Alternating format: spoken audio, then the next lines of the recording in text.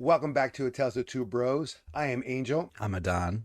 and this is our review of Netflix's Masters of the Universe. I have the power! No, I don't.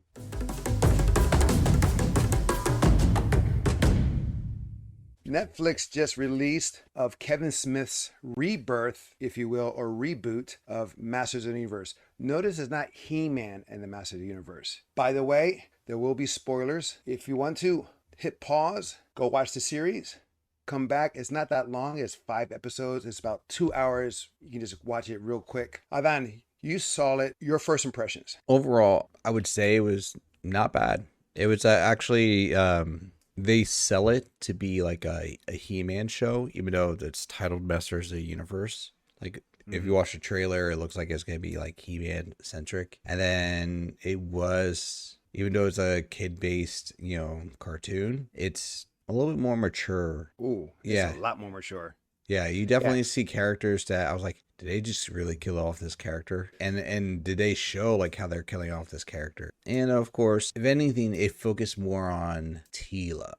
And I think that's where some people had issues with in the way they focused on her. But overall, like my favorite part was like the side characters. Actually, most of the side characters. Triclops, played by Henry Rollins.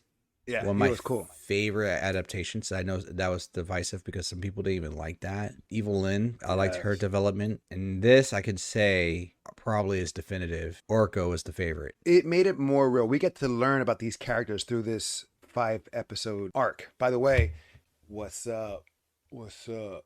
What's up? I gotta wear the shirt. Come on, if you're gonna do a review on it, I gotta wear the He-Man shirt. I know you do. In the series that we watched when we were kids, after school, it just gave stories, basic violence, basic plot, a learning thing. Since it was an after-school show, a lot of kids saw, hello, after school. There's a little learning at the end. Yeah, a little PBS. Yeah, kind of like a G.I. Joe thing. The more now you know, it's half the battle.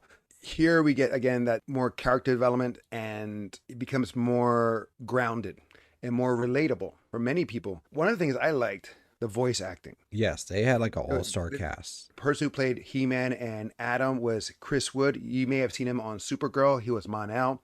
You have Sarah Michelle Gellar. She was Tila, who was also Buffy. Lena Headey. You know her from Game of Thrones. You have Mark Hamill playing Skeletor. And you have Tiffany Smith playing Andra, the techie girl that was Tila's partner. Diedrich Bader, who was Trapjaw, King Randor. He's also known for his stint as Batman of Brave and the Bold. I'm sorry, it's kind of early for me. I just finished working out, and you have Liam Cunningham, who played Man of Arms. Yes, he's from also Game of Thrones. I think he's one of the perfect matches that we had on this series. You have Susan Essenberg, who plays Sorceress. She's done a lot of video games, voice acting. Justin Long, who is Roboto, and I'll go back to him later in the sense how he played Roboto, because he sounded like someone else. You have Griffin Newman, who played Orko, who was from The Tick. That's right, that was Arthur. Kevin Michael Richardson, who's well known in voiceover work. He was Beastman. He was the Joker in The Batman. Henry Rollins, as he said, it was Triclops. And you have Dennis Haysbert as King Grayskull, the guy from Allstate. He's also God in Lucifer. Another spoiler. There you go. Phil Lamar as Hero. You know him from playing Green Lantern on Justice League. You have Alicia Silverstone as Queen. You know Alicia Silverstone from all the movies she's done, like Clueless. I can't remember any other ones. Jason Mewes, who's Kevin Smith's buddy from Clerks and all that stuff, plays Stinkor, pretty appropriate. And is either more. I know that there's more actors in there, but we have Kevin Conroy playing Merman. You know him all. We all know him as Bruce Wayne, Batman. So that's pretty much the majority of the cast, and I thought they were great. My only gripe is with Mark Hamill and Kevin Conroy. Their voices are so iconic and so noticeable that I can't help think of Bruce Wayne and Batman when I hear Merman. And I can't help think of the Joker when I hear Skeletor. And especially in one of the lines in... Was it the 5th episode, maybe? Yeah, the 5th episode. You did goody, Lenny. This is Joker talking to Harley. It did. That line and the way he said it, it sounded just like Joker Yeah. speaking to Harley. And I was like, oh, okay. Because I don't remember him ever calling Evil Lynn Lenny. Yeah, he did. He did? Oh, not The in original? no, not in the original. Just here. Then no, that's what I'm saying.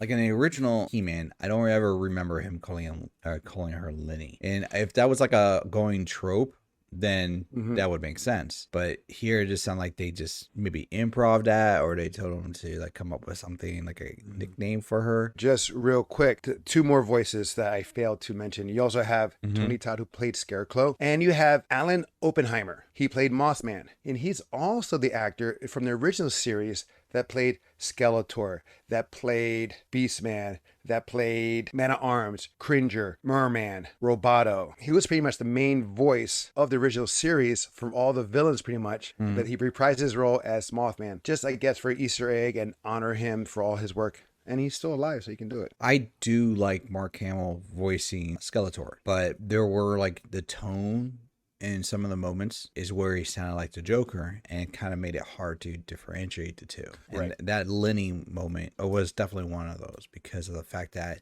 it wasn't in the original lore of the show. I don't remember any moments like that. Well, he did have some moments here and there where he kind of broke out of character, but not much. No. Here it was a little more free. What I like about this show, it's not necessarily a reboot, but more of a sequel because there's no origin story here. What origin we get is in the opening credits where Man-at-Arms is speaking about the history of Grayskull, who's the protector, and who's trying to take it out. Pretty much similar to how it was done in the original series where He-Man is talking about it, but this is Man-at-Arms giving the story. And we go right into pretty much the death or disappearance of He-Man and Skeletor, and then it reverts into finding a new defender of Grayskull. Technically, they don't find a new defender. No, but they kind of steer that way. You think it's going to be Tila because it is her story in this, because we don't see He-Man or Skeletor because they get killed off in the first episode, and we don't see them until the 4th and 5th. Is all pretty much her story,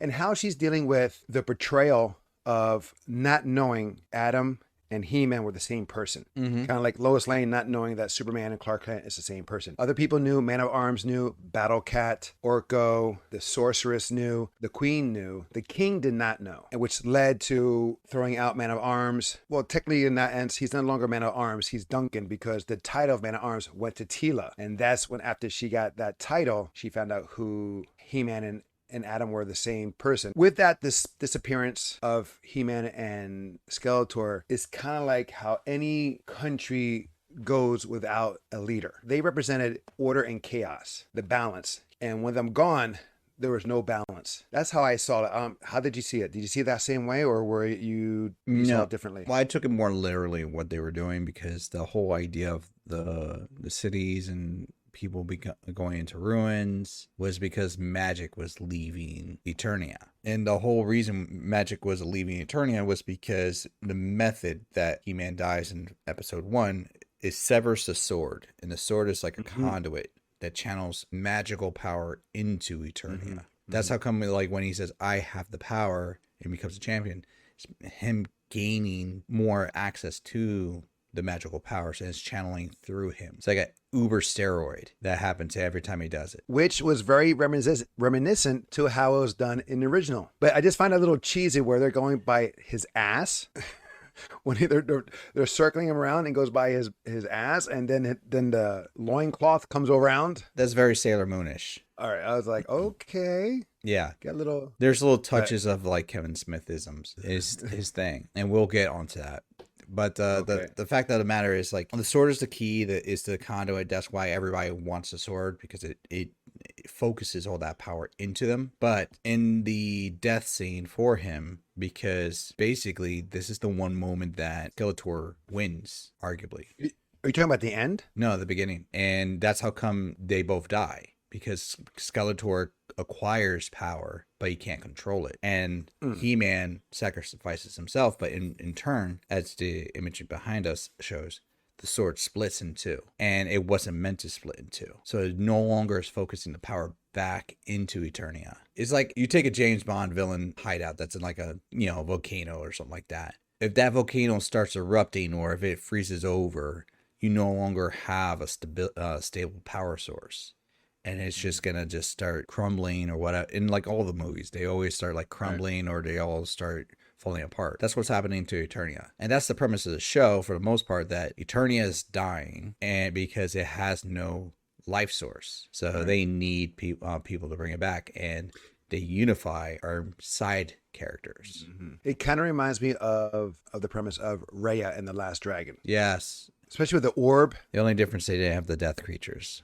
Yeah. There are some Easter eggs throughout the series, be it to the original series, be it to each actor's background, to other movies, other franchises, where Skeletor and He-Man face. Skeletor says, "Let this be the final battle." That's a direct quote from Dolph Lundgren's Master of the Universe, when Skeletor said it to He-Man and they clash sword to staff. I was like, okay, I'll take that. I appreciate what you're doing right there.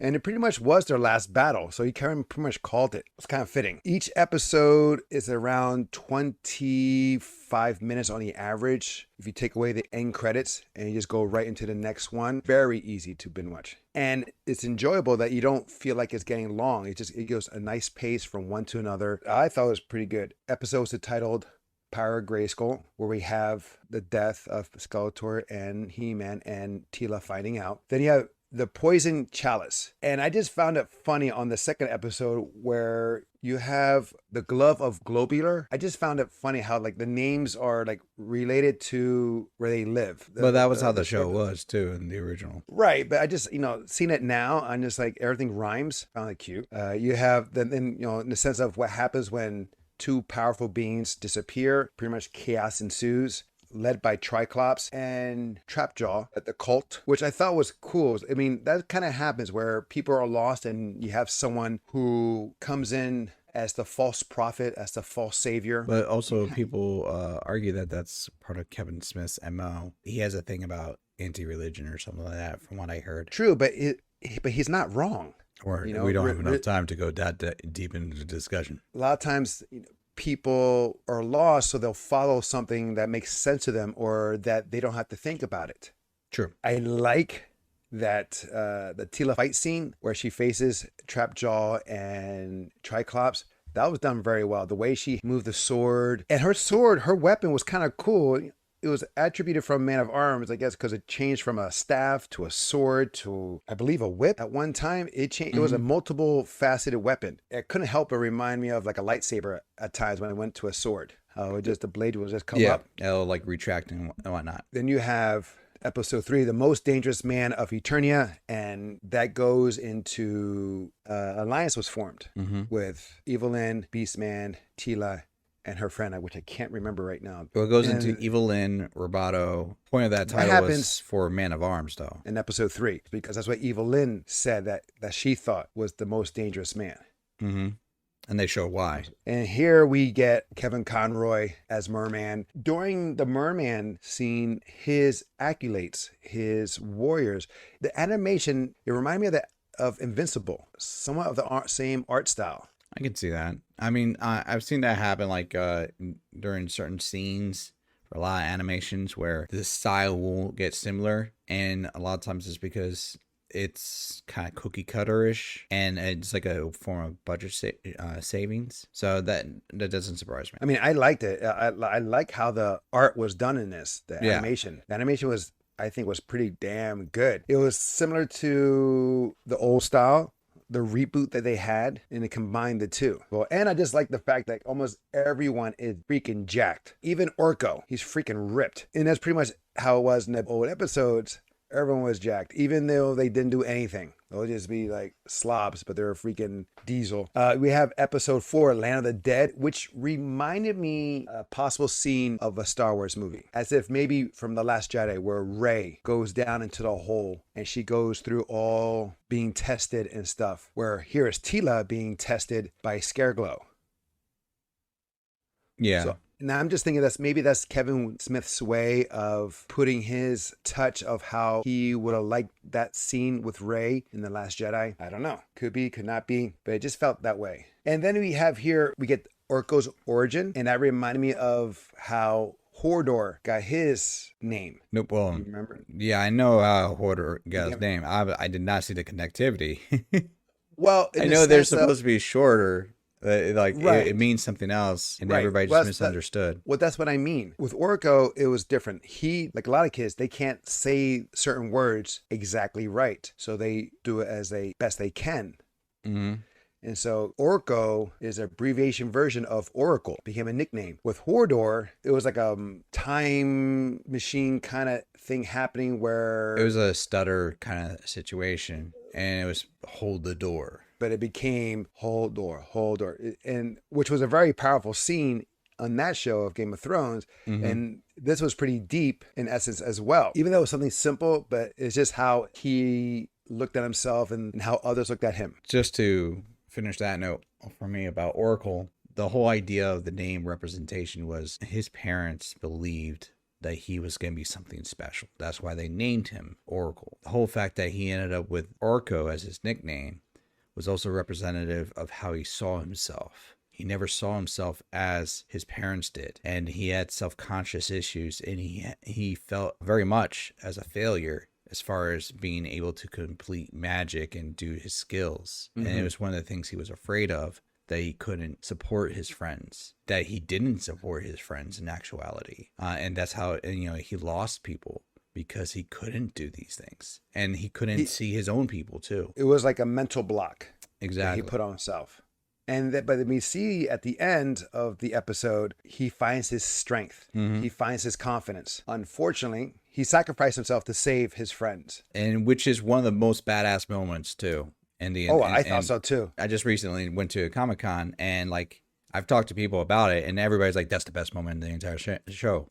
Arguably. There was a many oh snap, because you thought he would fail. And then he just conjured up, he just mustered up even more. His confidence even got bigger. His approach or his magic got stronger. Unfortunately, Scareglow got him, but still, it was a perfect way to die. Yeah. Now, also in here, we have Roboto. The way Justin Long played him, I was like, where have I heard this mannerism before? And it dawned on me. Baymax, Big Hero 6. Okay. The way he was talking is like, do you need assistance? Are you in peril? Are you hurt? And it's like, of course, I'm not doing the same way that he's doing it, but the mannerism, the cadence did sound like that.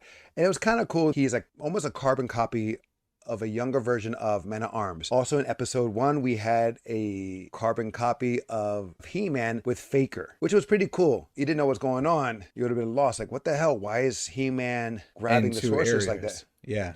Right. And then you see He-Man and then you see Adam. But what was cool about Adam, in difference of the original series, he is not as huge as He-Man. He is a smaller version. Yeah. He's kind of like Billy Batson in Shazam. Well, they took that from the 2000 remake that you saw mentioned earlier. Not right. the original He-Man, he was jacked all around. And I believe this series is originally comic book with Dark Horse and written by Kevin Smith. Maybe. I didn't read the comics of He-Man. Yeah, I believe so. And then you have, I'm sorry, but they go to Preternia. That's supposed to be heaven.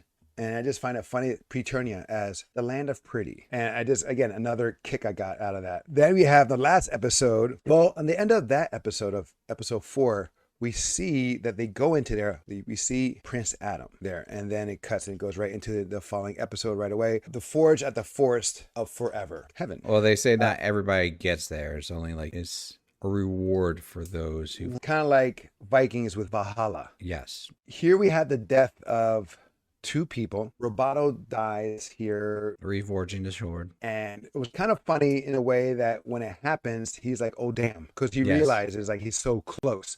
So I kind of chuckled. Maybe I shouldn't have. It was the way he did it. His death reminded me of Pinocchio, where the wooden puppet becomes boy, where he, as a robot, he fears death. That moment becomes human, which is pretty deep if you look at it that way. I mean, granted, we don't really know his backstory too much. Just he was created by Man-at-Arms and everything that Man-at-Arms knew. Yeah, he was supposed to be like like a wannabe son. Very Pinocchio-ish. Or like a Boba Fett and Jango Fett. Okay. Remember he had, I'll give you that. He wanted, because Jango wanted a clone of his own to raise. And then we see we're in heaven and we see Prince Adam, and we find out that they're in heaven, and we have King Grayskull, which Grayskull was named after, because he was like the first champion. Was he the first champion, or was it Hero? No, Hero was another champion that came in, but they do clearly say that Grayskull was the very first champion. Then you have other past champions, which was kind of funny. Then you have like the female. She spoke a different language, but she was still a champion. But she was dressed as a sorceress, like a made-up outfit of the sorceress. Did you notice that? I just don't remember her character like overall. Yeah. A lot of them were like other characters, I'm sure, that were on the show. And they just reimagined them. Yeah. I mean, for the most part, that episode was more just, we need to form the sword and a little bit of discussion and filler. Because you would think Tila would get some closure from Adam from the whole death thing, and she didn't. There was no real closure for her in that. It was more like as a plot point to lead into episode 5, where they were going to bring in and bring back Adam. Episode 4 was more about hell or purgatory, where episode 5 was heaven. Again, religious here, as you can see. I did like overall the relationship built with Evelyn and Orko, and how they could relate, and that you follow the wrong people, you go down the wrong path. Almost similar to how it was done at the end of each episode of He-Man and the Master Universe, where there's a little learning lesson. Here, you're seeing it without really breaking the fourth wall explanation. But in this episode, there was a oh damn moment. What moment was that? When they think they're winning, and then Evelyn looks at the skull from Skeletor's scepter starts floating out from her, like her side, and she's like, what? And then all of a sudden Adam is literally stabbed in the back, and they show the stabbing. Dude, I mean, I was like, this is not strictly for kids anymore. Well, I mean, this is for my generation. They did that with like when they show was it Steeljaw? I mean, Trapjaw. Yeah, his face was like cut in half. I'm like, whoa. I'm like, that's pretty graphic. Oh, did they? No, they didn't show it. They showed his head split. No, they showed the aftermath. You see a laser. You see a laser like this, and then they show the aftermath. It's still showing a split head. The homegirl, she hit a button, and the saw came out, and it went right to his head, and then it cut to that, and then we see the aftermath when he's down. Then that was Steeljaw. I'm sorry, that was Steeljaw. Means Trapjaw. I called him Steeljaw. It's Trapjaw. But yes, there was other characters that had similar moments, and you're like, Jesus. Okay, cool. This show was not made for regular television. It was made for like Netflix or Amazon. They didn't hold back. The only thing they would have taken over if there was a sex scene, which I'm glad they didn't do. Yeah, it would have just taken me out of the whole series. When they killed off Adam for the second time in one series, I was like, holy damn, because he thought it was all good when he's about to say, I have the power, yet he's cut off. And the season ends with Skeletor claiming the power and saying those lines. And the way he looked, it was like even more like monstrous. It kind of reminded me of the character from Ragnarok. I want to say the whole thing that him being bigger than the statue was more artistic view, because I feel like when we come back, he's not gonna be bigger than the castle. He's gonna be like human size, but like He-Man big. You're right. It could be an artistic thing, but that cliffhanger gets me excited for season 2. Yeah, because now it just flipped the switch on what we grew up expecting. If you read the comic books, you probably know what's going to happen. You probably have an idea. But since I have not read Master of the Universe Revelations, I don't know. And I like that. I like not knowing everything. I like being surprised. Hopefully they stay on point. If you're going to make something new, as long as you honor the original, I'm good. If you flip the switch 180, I'm like, what the hell? But so far that hasn't. Even though it was pretty much a Tila story, but it wasn't Tila. It wasn't like Tila's going to be the next Masters of the Universe. She wasn't going to take the mantle. I thought she was at one time. I thought she was going to be like the She-Ra. They do hint at that she's going to be something important, because at several points, Sorceress, a Skull Glow, and then even Man at Arms, and even Adam as He-Man all say, there's something we need to tell you. And Skull Glow's like, what are you? She's definitely going to... By part 2, I have money down. She's going to be She-Ra. Well, I'm thinking that she's related to Sorceress. Isn't that like in the comic thing? In the show? How she becomes She-Ra? No. She-Ra's the cousin of Prince Adam. I thought that was Tila. No. Tila's the daughter of Man of Arms. You forgot that part? Didn't you just watch the show? No. I'm talking about in the original. I thought she. No. But I'm just thinking that she may be the daughter of Man of Arms and Sorceress. For some reason, I think they had a little. So that's why I'm thinking the Sorceress knows why she's so important. I could be wrong. It could be something else. Maybe she's the next to take up the mantle. The next champion. I don't know. I like it. That's all I do know. Because Grayskull said like there will always be a new champion. He's like, you don't have to go back. They'll make a new champion. When He-Man's leaving heaven to go back, it's like, dude, relax. You did your job. You're here. And he's like, no. It was pretty much greedy and selfish on his part, I thought. But I understand. He thought he was leaving Eternia in good hands, but it didn't work out that way. But he dies again. I kind of saw it coming in the sense that like they keep foreshadowing, like if you go back and you die again, you can't come back. And then the fact of the matter that he was just having to come back. So I kind of knew like A, he was coming back, and then B, like they're at least gonna try killing him. I just didn't see it being that way. Yeah, I mean, I'm just looking forward to season 2. I am definitely that, because I want to know what's going to happen. Will Prince Adam be resurrected again? Will Tila become the new master of the universe? Will Evil Lyn turn to the side of good, which be Good Lyn? Will we know more of her backstory of Tila?